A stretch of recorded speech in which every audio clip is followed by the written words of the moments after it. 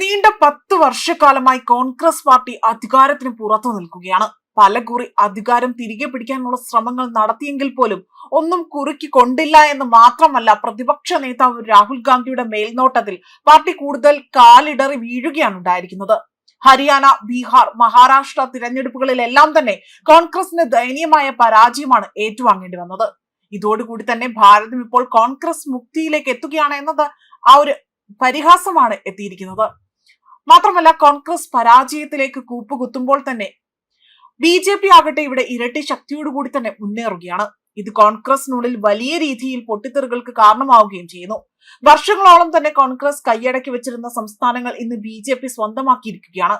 ഇന്ന് കേരളത്തിൽ മാത്രമാണ് കോൺഗ്രസ് അല്പമെങ്കിൽ പോലും സ്വാധീനം കൂടുതലുള്ള സംസ്ഥാനം എന്നത്. എന്നാൽ പോലും BJPയും ഇപ്പോൾ കേരളത്തിലടക്കം അടിത്തറ പാകി കഴിഞ്ഞിരിക്കുകയാണ്. ചില രാഷ്ട്രീയ പാർട്ടികൾക്ക് ഈ വർഷം ഒരു സുപ്രധാന വർഷം തന്നെയായിരുന്നു. മറ്റുള്ളവർക്കാകട്ടെ അത് വലിയ ഞെട്ടലുകളുടെ വർഷം കൂടിയാണ്. ഈ വർഷം 2025 രണ്ട് സംസ്ഥാനങ്ങളിൽ നിയമസഭാ തെരഞ്ഞെടുപ്പ് നടന്നു. ആദ്യം ഫെബ്രുവരിയിൽ ഡൽഹി നിയമസഭാ തെരഞ്ഞെടുപ്പ് നടത്തി. വർഷം അവസാനിക്കാറായപ്പോൾ നവംബറിൽ ബീഹാർ നിയമസഭാ തെരഞ്ഞെടുപ്പ് നടത്തി. ഇവിടങ്ങളിലെല്ലാം തന്നെ കോൺഗ്രസിന്റെ പതനവും BJPയുടെ തേരോട്ടവുമാണ് നമുക്ക് കാണാൻ സാധിക്കുന്നത്. രണ്ട് സംസ്ഥാനങ്ങളിലും BJP ഗണ്യമായ നേട്ടങ്ങൾ കൈവരിച്ചിട്ടുണ്ട്. ഡൽഹിയിൽ ആം ആദ്മി പാർട്ടിയെ പരാജയപ്പെടുത്തിക്കൊണ്ട് BJP അധികാരത്തിലെത്തി. ബീഹാറിലും BJP ചരിത്ര വിജയം നേടി. ബീഹാറിൽ വീണ്ടും NDA സർക്കാർ രൂപീകരിച്ചു. 2025 രണ്ട് സംസ്ഥാനങ്ങളിലെ നിയമസഭാ തിരഞ്ഞെടുപ്പുകളെ കുറിച്ച് അത് പറയുകയാണെങ്കിൽ കോൺഗ്രസിന് കാര്യമായ പരാജയം നേരിടേണ്ടി വന്നു. ഡൽഹിയിലും ബീഹാറിലും രണ്ട് പ്രധാന നിയമസഭാ തിരഞ്ഞെടുപ്പുകളിൽ കോൺഗ്രസിന് കനത്ത പരാജയം നേരിടേണ്ടി വന്നു. ഈ തിരഞ്ഞെടുപ്പുകളിൽ കോൺഗ്രസ് ആകട്ടെ 6 സീറ്റുകൾ മാത്രമാണ് നേടിയത്. ഇത് പാർട്ടിക്ക് വലിയ തിരിച്ചടിയായി കണക്കാക്കപ്പെടുന്നു. ഡൽഹിയിൽ കോൺഗ്രസ് ആകട്ടെ അവിടെ അക്കൗണ്ട് തുറന്നതിൽ പോലും വലിയ രീതിയിൽ പരാജയപ്പെട്ടു. അതേസമയം ബീഹാറിൽ 6 സീറ്റുകൾ മാത്രമാണ് നേടാൻ സാധിച്ചത്. 70 നിയമസഭാ സീറ്റുകൾ ഉൾപ്പെടുന്ന ഡൽഹി നിയമസഭാ തിരഞ്ഞെടുപ്പ് 2025 ഫെബ്രുവരിയിൽ നടന്നു. BJP അതിൽ 48 സീറ്റുകൾ നേടി വൻ വിജയം നേടി. 27 വർഷത്തിന് ശേഷം BJP ഡൽഹിയിൽ വീണ്ടും അധികാരത്തിലെത്തിയ ദിനങ്ങളായിരുന്നു അത്.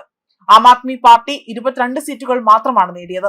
അവർക്ക് ഡൽഹിയിൽ അധികാരം നഷ്ടപ്പെടുകയും ചെയ്തു. ഡൽഹിയിൽ തുടർച്ചയായ 3-ാം തവണയും കോൺഗ്രസ് നിയമസഭയിൽ അക്കൗണ്ട് തുറന്നതിൽ പരാജയപ്പെട്ടു. 70 സീറ്റുകളും പാർട്ടി സ്ഥാനാർത്ഥികളെ അവിടെ നിർത്തിയെങ്കിൽ പോലും ഒരൊറ്റ എണ്ണം പോലും ജയിക്കാൻ കഴിഞ്ഞില്ല എന്നതാണ് മറ്റൊരു വസ്തുത. ഈ തിരഞ്ഞെടുപ്പ് കോൺഗ്രസിന് പൂർണ്ണ നിരാശയായിരുന്നു. അതേസമയം ആം ആദ്മി പാർട്ടിയുടെ അരവിന്ദ് കെജ്രിവാളിനെ പോലെയുള്ള പ്രമുഖ നേതാക്കൾ പോലും BJPക്ക് അവിടെ വലിയ രീതിയിലുള്ള പരാജയം നേരിടേണ്ടി വന്നു. 2025 നവംബറിൽ 243 സീറ്റുകളുള്ള ബീഹാർ നിയമസഭാ തെരഞ്ഞെടുപ്പ് നടന്നു. 202 സീറ്റുകൾ നേടി NDA വൻ വിജയം അവിടെ കരസ്ഥമാക്കി. മഹാസഖ്യം കനത്ത പരാജയം ഏറ്റുവാങ്ങി. ബീഹാറിൽ കോൺഗ്രസിന് 6 സീറ്റുകൾ മാത്രമേ നേടാൻ സാധിച്ചുള്ളൂ. മഹാസഖ്യത്തിനായി തന്നെ അവിടെ വലിയ രീതിയിൽ സഖ്യത്തിലാണ് കോൺഗ്രസ് തിരഞ്ഞെടുപ്പിൽ മത്സരിച്ചത്. എന്നാൽ 2025 ഡൽഹിയിലെയും ബീഹാറിലെയും 313 നിയമസഭാ സീറ്റുകളിൽ അവിടെ 6 സീറ്റുകൾ കോൺഗ്രസിന് നേടാൻ സാധിച്ചു.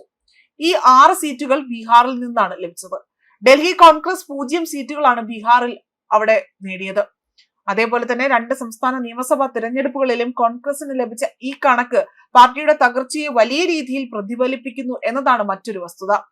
മാത്രമല്ല, കോൺഗ്രസ് മുക്ത ഇന്ത്യ എന്ന BJPയുടെ മുദ്രാവാക്യത്തിന് ഇത് പുതിയ ശക്തി നൽകുന്നതായിട്ടാണ് ഇവിടെ ഏറ്റവും എടുത്തു പറയേണ്ട ഒരു വിലയിരുത്തലായി പുറത്തു വരുന്നത്.